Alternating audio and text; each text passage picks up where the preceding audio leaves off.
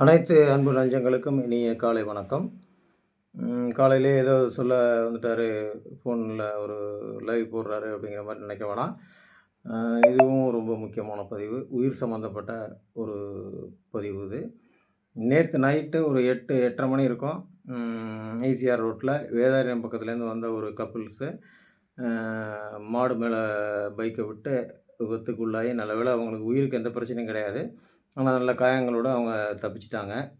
அவங்களுக்கு ஒரு first aid குடுத்து, அவங்கள ஊருக்கு அனுப்பி வச்சாச்சு.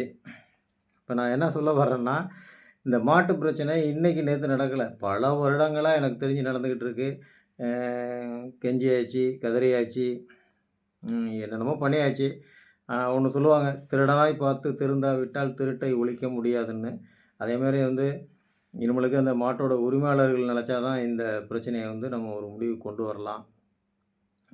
எத்தனையோ உயிர் போயிட்டு, மனித உயிர் போயிட்டு, மாட்டோட உயிர் போயிட்டு, எத்தனையோ வாகனங்கள் வந்து காலியாயிடுச்சு. ஆனா நம்ம வந்து இத வந்து கண்டுக்கிறதே இல்ல. ஒண்ணுமே இல்ல. நீங்க பகல்ல மாட்ட நீங்க அவுத்துறத பத்தி எந்த பிரச்சனையும் கிடையாது. பகல்ல வந்து மேக்ஸிமம் பார்த்தீங்கன்னா, விபத்துகள் நடக்கிறதே கிடையாது.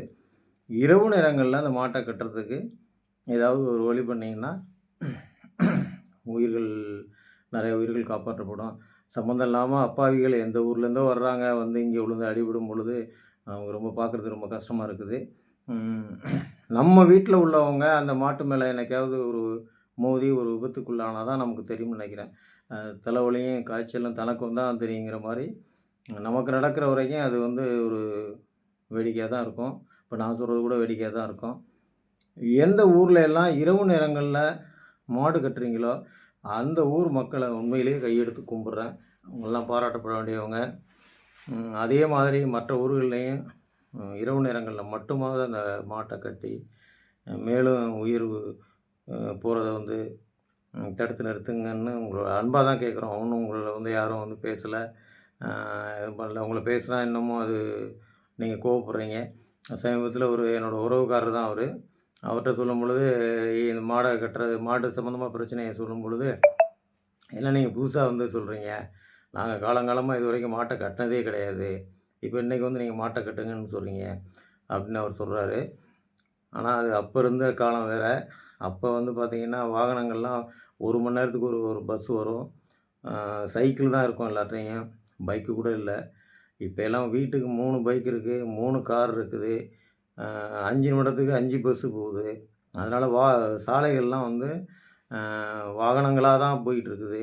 அதனால இப்ப வேற, அப்ப வேற. அதனால தயவுசெய்து நீங்க பகல்ல வந்து அந்த மாட நீங்க கட்டி போட்டு ஏதோ மெயின்டெயின் பண்ணணும் அப்படின்னு அது பண்ணீங்கன்னா ரொம்ப நல்லது. அது அந்த அளவுக்கு நான் உங்களுக்கு வந்து ஒரு இத குடுக்க விரும்பல.